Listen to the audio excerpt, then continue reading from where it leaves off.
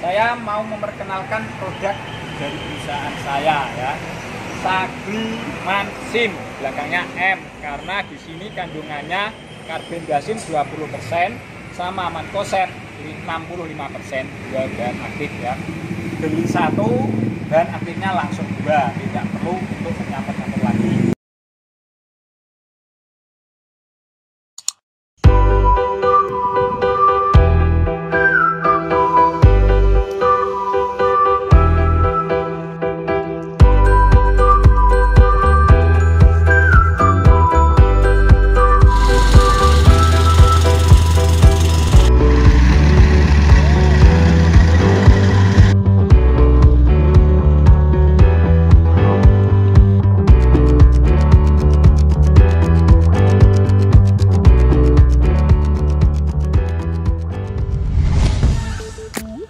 Halo semuanya, selamat datang kembali di channel Morata Production.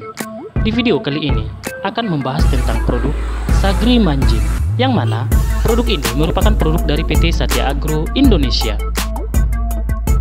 Sagrimansin 65/20 WP dengan bahan aktif yang dimiliki yaitu mancozeb 65% dan karbendazim 20%.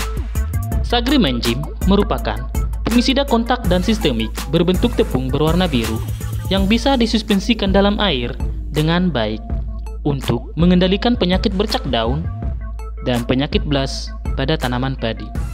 Rank kestabilan pH 4-7 dengan hama sasaran yaitu bercak daun dan blas pada tanaman padi. Penyakit blas atau Pericularia oryzae dengan ciri-ciri. Yang pertama, disebabkan oleh jamur atau cendawan Pericularia oryzae. Yang kedua, pada daun bercak oval atau elips, kedua ujungnya meruncing mirip belah ketupat. Ketiga, gejala dapat juga muncul pada buku batang, tangkai malai, dan gabah. Keempat, stadia kritis tanaman terjadi mulai umur 1 bulan, contoh pada padi gogo, anakan maksimum, bunting, dan awal berbunga. Kelima, spora dapat bertahan pada sisa jerami dan gabah kurang lebih 1 tahun. Keenam, sumber inokulum primer di lapangan adalah jerami sakit dan tanaman inang. Ketujuh, blas menyerang pada daun, batang, dan malai padi. Dan yang terakhir, kedelapannya itu dapat menyerang pada semua fase pertumbuhan padi, bahkan benih padi pun sudah mulai terinfeksi penyakit blas. Nah, ini gambar contoh daripada serangan blas pada padi, yaitu terjadi pada daun dan tangkai malai. Ini juga gambarnya serangan pada padi, yaitu blas daun, blas kolar, blas leher, dan juga blas pada simpul batang padi. Penyakit blas atau Pericularia oryzae lebih detailnya lagi dari ciri-cirinya, yaitu pada daun, gejala bercak belah ketupat pada daun dengan kedua ujung yang runcing. Bagian tepinya berwarna coklat dan bagian tengahnya berwarna putih keabu-abuan. Yang kedua, pada tangkai malai, yaitu infeksi juga bisa terjadi pada ruas batang dan leher malai. Leher malai yang terinfeksi berubah menjadi kehitam-hitaman dan patah. Baru yang terakhir, Conidiophora bersekat-sekat, jarang bercabang, berwarna kelabu, membentuk conidium pada ujungnya. Ini contoh gambaran daripada serangan penyakit blas, yaitu pada tangkai malai sama daunnya juga. Pengendalian penyakit blas atau Pericularia oryzae. Yang pertama, melakukan pergiliran tanaman. Kedua, penanaman varietas tahan penyakit jamur. Ketiga, pembenaman jerami sakit. Keempat, pengaturan jarak tanam, contohnya sistem legowo agar tidak terlalu lembab. Yang kelima, pemupukan berimbang, yaitu nitrogen tidak lebih dari 90 kilo per hektar. Yang keenam, hindari menanam padi dengan varietas yang sama terus-menerus. Dan yang terakhir, ketujuh, perlakuan benih dan penyemprotan dengan fungisida efektif pada stadia kritis dan ada gejala. Contoh jenis fungisida yang bisa dipakai dengan memiliki bahan aktif isoprotiolan, mancozeb, trisiklajol, kasugamicin, metiltiovanat, dan lain-lain. Penyakit BLAS atau Pericularia grisea. Semula penyakit BLAS dikenal sebagai salah satu kendala utama pada padi gugu. Tetapi sejak akhir 1980-an, penyakit ini juga sudah terdapat pada padi sawah beririgasi. Penyakit yang mampu menurunkan hasil yang sangat besar ini disebabkan oleh jamur patogen Pericularia grisea. Penyakit BLAS ini menimbulkan dua gejala khas, yaitu BLAS daun dan BLAS leher. BLAS daun merupakan bercak coklat kehitaman berbentuk belah ketupat dengan pusat bercak berwarna putih. Sedangkan BLAS leher berupa bercak coklat kehitaman pada pangkal leher yang dapat mengakibatkan leher malai tidak mampu menopang malai dan patah. Kemampuan patogen membentuk strain dengan cepat menyebabkan pengendalian penyakit ini sangat sulit untuk dilakukan. Pengendalian penyakit BLAS ini yaitu Pericularia grisea. Yang pertama, penyakit ini dapat dikendalikan melalui penanaman varietas tahan secara bergantian untuk mengantisipasi perubahan ras BLAS yang sangat cepat dan pemupukan NPK yang tepat. Yang kedua, penanaman dalam waktu yang tepat serta perlakuan benih dapat pula diupayakan.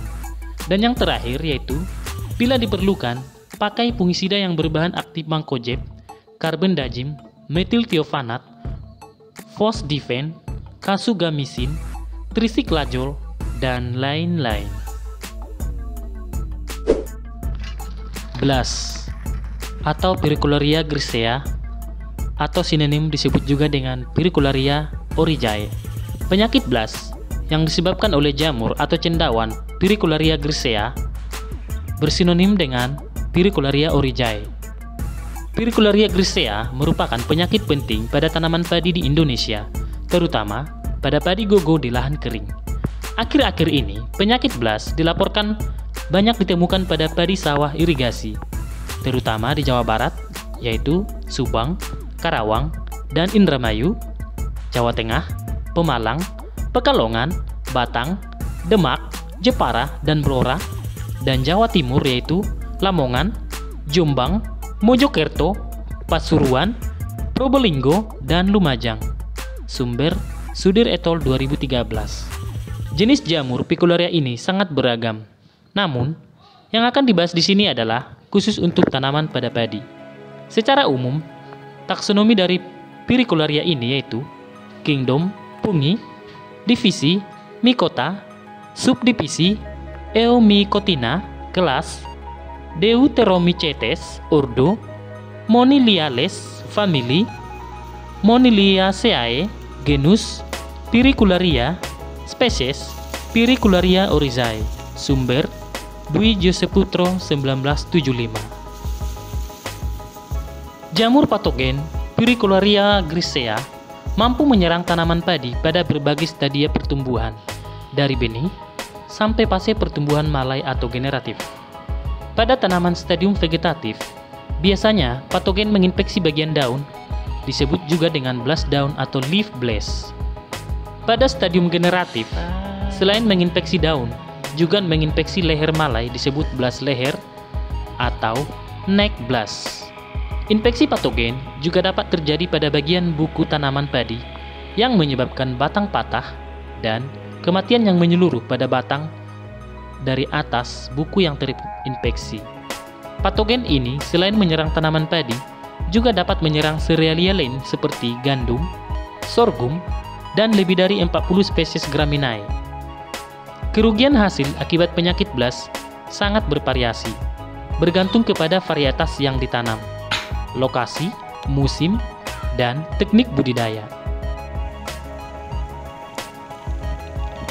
Pada stadium vegetatif, penyakit BLAS dapat menyebabkan tanaman mati, sedangkan pada stadium generatif dapat menyebabkan kegagalan panen hingga 100%.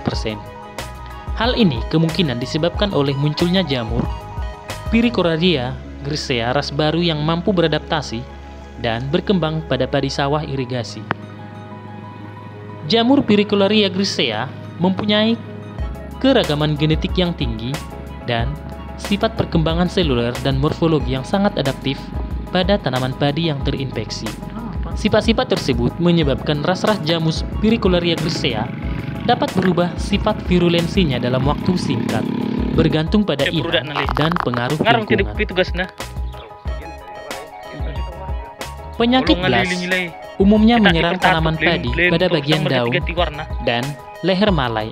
Penyakit blast yang menyerang daun disebut sebagai blast daun, dan yang menyerang leher disebut dengan blast leher.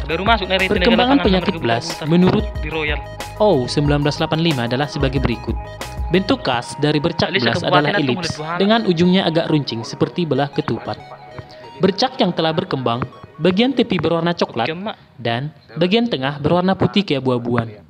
Bentuk dan warna bercak bervariasi tergantung pada keadaan sekitarnya, kerentanan varietas, dan umur bercak.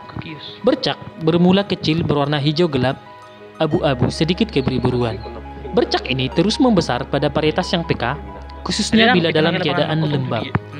Bercak yang telah berkembang penuh mencapai 1 sampai 1,5 cm dan lebar 0,3 sampai 0,5 cm dengan tepi berwarna coklat.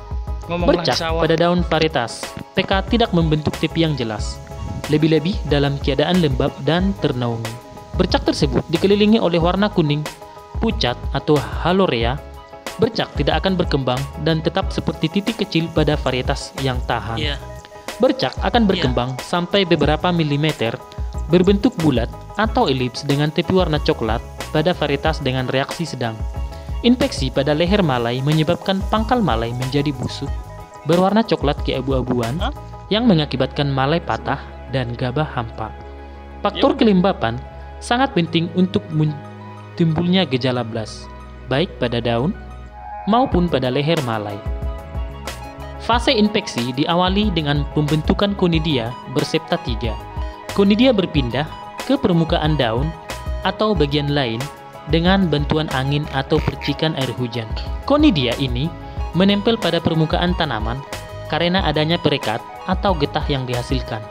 Pada kondisi yang optimum, konidia berkecambah dengan membentuk bulu-bulu perkecambahan yang selanjutnya menjadi apresoria.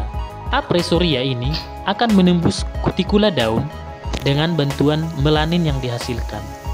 Pada kondisi optimum, penetrasi terjadi sekitar 6 sampai 10 jam. Berkembangnya penyakit blast pada padi sawah diduga berkaitan dengan teknik budidaya padi, khususnya penggunaan pupuk nitrogen dosis tinggi, serta penanaman varietas yang tidak memiliki ketahanan terhadap penyakit ini. Fenomena semacam ini terjadi juga di beberapa negara seperti Jepang, Filipina, Vietnam, dan Korea. Jamur Pyricularia grisea termasuk dalam kelompok Ascomycetes. Secara morfologi, jamur ini mempunyai konidia berbentuk bulat lonjong, tembus cahaya, dan bersekat 2, dan juga mempunyai 3 ruangan. Dosis pupuk nitrogen berkolerasi positif dengan intensitas serangan blast. Semakin tinggi dosis pupuk nitrogen, keparahan penyakit blast semakin tinggi. Makin cepat tersedianya hara N bagi tanaman, misalnya ZA, makin cepat pula meningkatnya serangan blast. Pada tanah lempung, serangan blast lebih ringan daripada tanah berpasir. Pada umumnya, pengaruh N terhadap sel epidermis adalah permeabilitas air dan menurunnya kadar unsur silika sehingga jamur mudah melakukan penetrasi. Namun, pada varietas yang tahan, pengaruh pupuk N tidak banyak berpengaruh, sebab pengaruh pupuk silika telah banyak diteliti, dan umumnya pengaruh silika terutama pada ketahanan fisik tanaman, khususnya sel-sel epidermis. Akan tetapi unsur silika tidak mampu menahan perkembangan jamur setelah terjadi proses penetrasi dalam jaringan daun.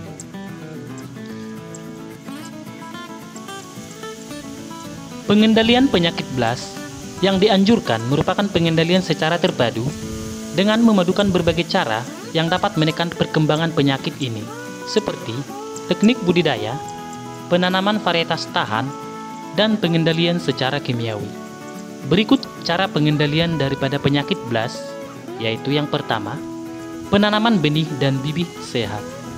Patogen penyakit BLAS dapat tertular melalui benih, sehingga dianjurkan dari penanaman yang terinfeksi penyakit BLAS, gabah hasil panennya tidak digunakan lagi sebagai benih. Yang kedua, waktu tanam yang tepat. Perbedaan agroklimat antara lokasi memerlukan pengelolaan yang berbeda untuk mengatasi serangan penyakit BLAS ini. Di Indonesia, faktor kelembapan udara perlu diperhatikan untuk menghadapi serangan BLAS leher. Ketiga, cara tanam. Pertanaman yang terlalu rapat akan menciptakan kondisi lingkungan, terutama suhu, kelembapan, dan aerasi yang lebih menguntungkan bagi perkembangan penyakit BLAS. Pertanaman yang rapat akan mempermudah terjadinya infeksi dan penularan dari satu tanaman ke tanaman yang lain. Yang keempat, sanitasi lingkungan. Patogen dapat bertahan pada inang alternatif berupa rumput-rumputan dan sisa-sisa tanaman.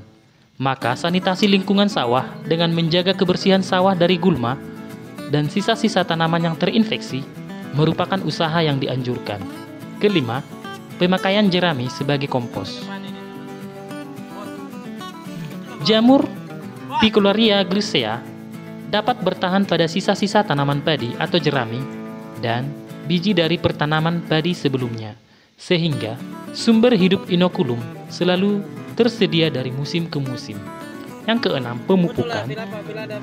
Dosis pupuk nitrogen berkolerasi positif dengan keparahan penyakit BLAS. Pertanaman yang dipupuk nitrogen dengan dosis tinggi menyebabkan tanaman menjadi lebih rentan dan keparahan penyakit lebih tinggi.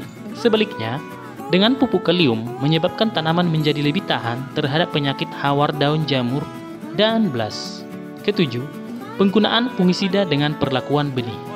Pengendalian penyakit BLAS lebih efektif apabila dilakukan sedini mungkin, karena patogen Pericularia oryzae atau Grisea ini dapat ditularkan melalui benih. Maka, perlu dilakukan pengobatan benih terutama dengan fungisida sistemik. Yang kedelapan, perendaman benih. Benih direndam dalam larutan fungisida selama 24 jam. Dan selama periode ini, larutan diaduk merata setiap 6 jam. Kesembilan, cara pelapisan. Cara ini lebih efektif dibandingkan cara perendaman dalam hal pemakaian air, sehingga lebih cocok untuk lahan kering atau contoh padi gogo. Benih dibasahi dengan cara merendam beberapa jam, kemudian ditiriskan sampai air tidak menetes lagi. Fungisida dengan dosis tertentu dicampur dengan gabah basah dan dikocok sampai merata. Gabah dikering anginkan, selanjutnya siap untuk dibibitkan atau ditanam. Cara penggunaan Sagrimenjim 65/20 WP. Yang pertama, larutkan fungisida pada ember yang berisi air sesuai kapasitas pompa semprot.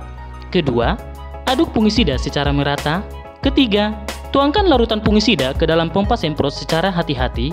Keempat, lakukan kalibrasi atau pencampuran terlebih dahulu sebelum melakukan penyemprotan agar hasil maksimal dan sesuai dengan dosis yang dianjurkan. Yang kelima, aplikasikan larutan fungisida tersebut terhadap tanaman sasaran. Dan yang terakhir, keenam, catat jadwal aplikasi yang telah dilakukan, dosis, dan volume semprot yang digunakan. Tingkat keefektifan produk ini sebesar 85% dengan dosis 2 gram per liter, volume semprot 400-500 liter per hektar. Cara dan waktu aplikasi, yaitu penyemprotan dilakukan dengan volume tinggi, semprotkan pada seluruh bagian tanaman yang terinfeksi jamur, dengan frekuensi menyemprotkan disesuaikan dengan tingkat serangan yang terjadi. Bagaimana? Tertarik untuk mencobanya? Semoga informasi tadi bermanfaat. Share pendapat menarik kalian di kolom komentar ya. Mari bangun channel ini dengan cara klik tombol subscribe, like, share, dan aktifkan tombol loncengnya ya, agar tidak ketinggalan untuk update video berikutnya. Sampai jumpa di video selanjutnya. Dan jangan lupa tonton video yang lainnya ya. Terima kasih sudah menyaksikan channel ini.